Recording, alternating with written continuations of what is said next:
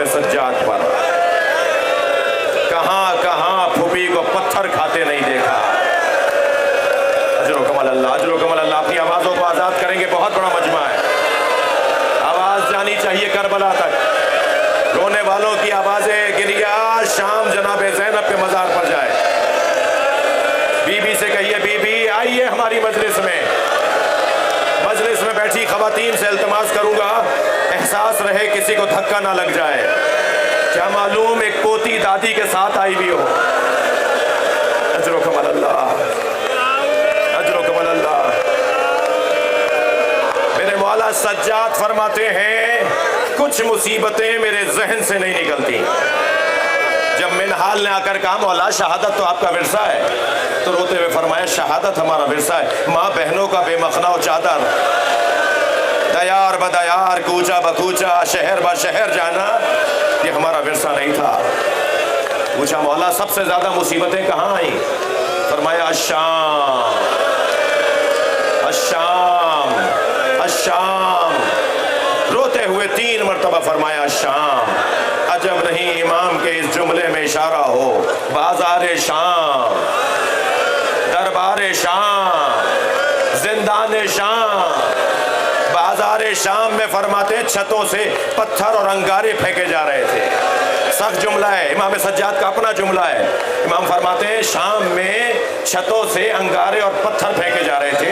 एक अंगारा मेरे सर पर आकर गिरा, मेरे हाथ बंधे हुए थे, मैं पुकारता रहा, मेरा सर जल रहा है, किसी ने मेरे सर से अंगारा नहीं हटाया। अजरो कमल अल्लाह, अजरो कमल अल्लाह। तकल्लुफ करके नहीं रोइएगा ज़रारो।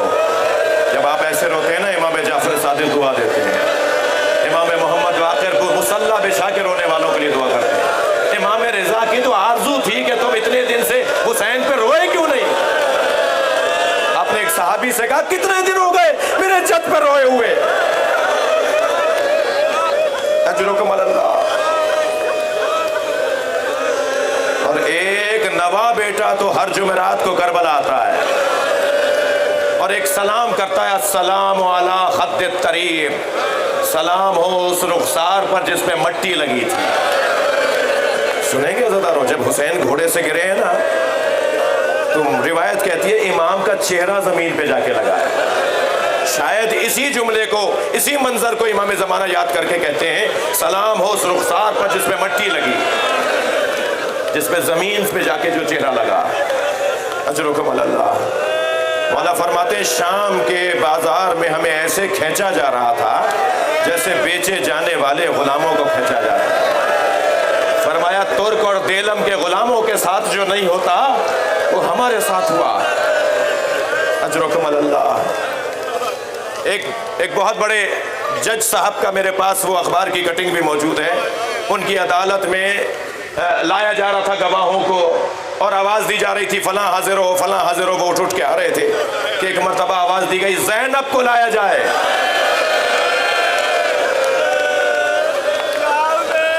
उन्होंने कलम छोड़ दिया, पहले रोते रहे, अपनी कुर्सी छोड़कर चले गए। जब जाकर पूछा कि हुजूर क्या हुआ, का 1400 साल के बाद मुझसे ये जुमला बर्दाश्त नहीं।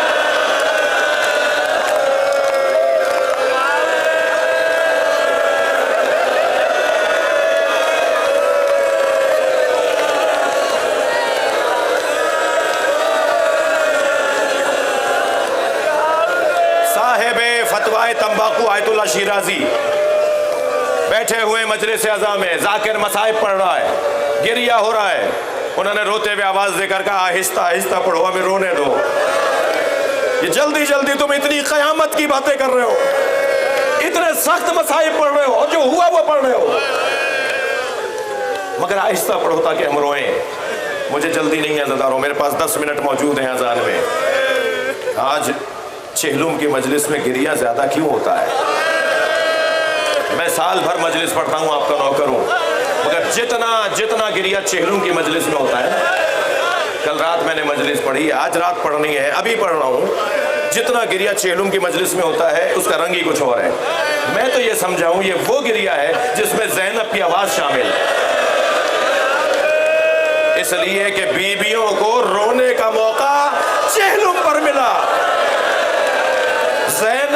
करबला में ऊंट बिठाने का इंतजार नहीं किया कि ऊंट बिठाया जाए तो बीबी महफिल से बाहर आए, खड़े ऊंट से गिर गई और गई कब्र हुसैन की तरफ और जाके खुद को कब्र हुसैन पे गिरा दिया और रोते हुए एक जुमला कहा, हुसैन तुम्हारी बहन शर्मिंदा है, जो अमानत तुमने दी थी साथ नहीं लाई। अजरुकम अल्लाह, अजरुकम अल्लाह। नहीं मालूम कि हमारी जिंदगियों में, मेरी जिंदगी में ये मजलिस आइंदा है या नहीं है। आइए आइए खुलूस के साथ, आजिज़ी के साथ, जिन्हें रोना नहीं आ रहा वो अल्लाह से आंसू मांगे। बराबर वाला रो रहा है, मुझे रोना नहीं आ रहा, इसी वक्त है या अल्लाह एक कतरा हुसैन पर, मेरी आंख में एक आंसू आ जाए। शहंशाह हुसैन नकवी का बयान तो अच्छा नहीं है, मैं उसके ऊपर नहीं रो पा रहा, मुझे वैसे ही आंसू दे दे। मौला फरमाते हैं वो आयतुल अशीराजी, उन्होंने कहा आहिस्ता आहिस्ता पढ़ो। जब जाकिर ने एक जुमला कहा ना, उस पर चीख मार के रोए और 3 घंटे बेहोश रहे। वो जुमला सुनाऊं? जाकिर ने कहा दरबार शाम में आवाज दी गई, ज़ैनब को हाजिर किया जाए।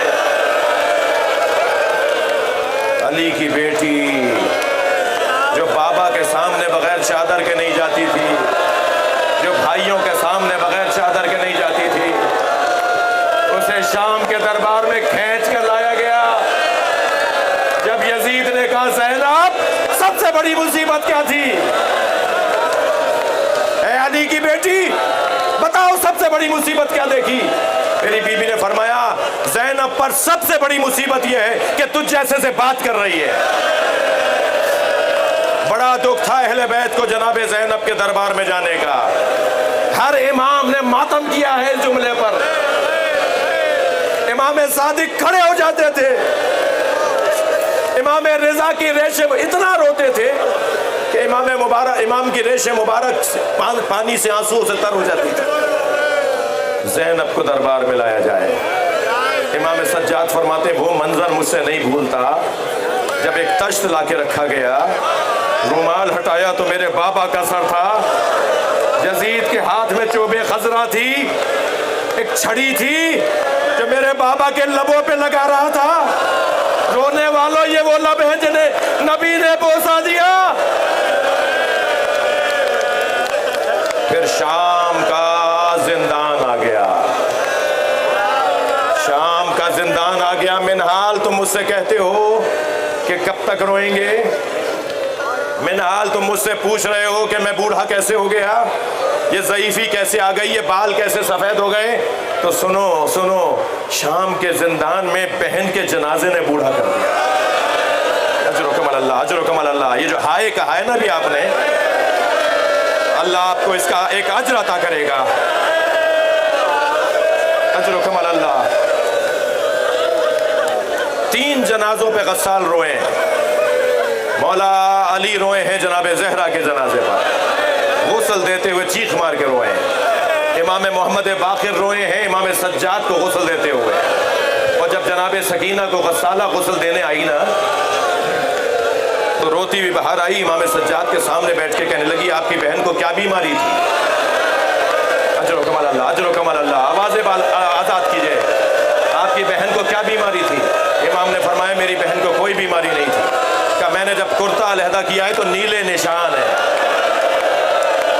सोचिए बच्चियों वाले हैं, हमारी औलादे कुर्बान सकीना की जूतियों पर।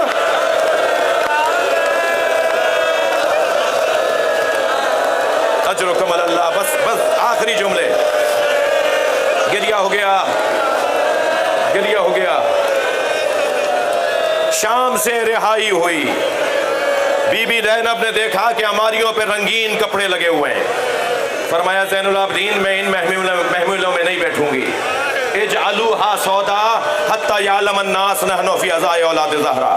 इन्हें काले कपड़ों में तब्दील करवाओ, ये पर्दे काले लगवाओ, कहो कि काले कपड़े लगाए जाएं ताकि जहां जहां से हम गुजरें लोग समझ जाएं कि हुसैन के अज़ादार जा रहे हैं। काले कपड़े पहनवाओ, काले कपड़ों का फलसफा। हाँ, जहाँ जहाँ से सवारियाँ गुजरी लोग समझ जाएं हुसैन के अज़ादार जा रहे हैं। जनाब ज़ैनब से आकर इमाम सज्जाद ने पूछा, फूफी अम्मा महमिलें तैयार हैं, सब बीवियों को बिठाइए। सारी बीवियाँ बैठ गईं, जनाब रबाब नजर नहीं है। बीबी ज़ैनब ने फरमाया, ज़ैनुल आबदीन भाभी रबाब नजर नहीं आ रही। इमाम ने फरमाया, मुझे पता है मेरी माँ कहाँ है, मेरे साथ चलिए। आगे आगे इमाम सज्जाद, पीछे पीछे बीवियाँ। इमाम सज्जाद ने जिंदान शाम में कदम रखा। क्या देखा, जैसे कोई माँ अपने बच्चे को गले से लगाए हो, ऐसे जनाब रबाब ने कब्र सकीना को सीने से लगाया हुआ है और आहिस्ता आहिस्ता कह रही है, सकीना उठो, तुम रोजाना कहती थी ना कि मदीने कब जाएंगे, चलो महमिलें तैयार हो गई, चलो हमारे साथ मदीने चलो। सारी बीबियां जनाब रबाब के बराबर में बैठ गई। इमाम सज्जाद अपनी माँ के बराबर में ऐसे बैठे जैसे बच्चे बैठ जाते हैं। आहिस्ता से जनाब ज़ैनब ने कहा, भाभी काफिला तैयार है, भाभी उठो। अल्लामा ज़ीशान हैदर जवादी कहते हैं, जलते हुए खैमे से इमाम सज्जाद को लाना आसान था, कब्र सकीना से रबाब को उठाना मुश्किल था।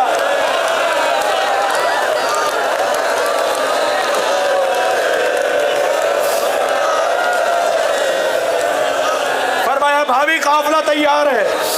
तो एक मर्तबा चेहरा उठा के देखा जनाब ज़ैनब को और कहा, ज़ैनब मेरा मदीने में कौन है? मेरा वाली करबला रह गया, मेरी बच्ची अकेली है, मुझे शाम में रहने